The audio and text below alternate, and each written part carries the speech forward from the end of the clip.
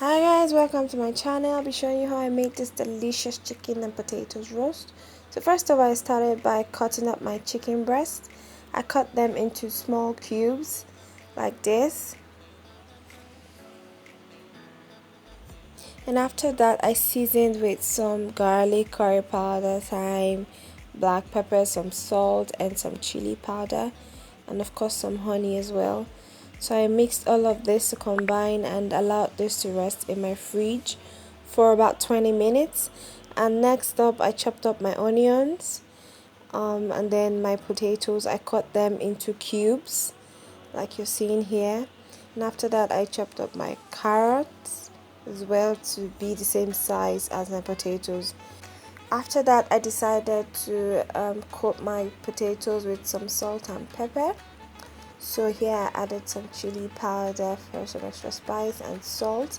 I mixed all of this up to combine so that my potatoes is not just bland, and then I mixed that up with some carrots as well. And after that, I transferred it into a bowl, as you can see here. And this is my baking dish, so this is what I'm going to use to bake this in the oven. Ensure that you use a dish that is not going to crack while it's baking.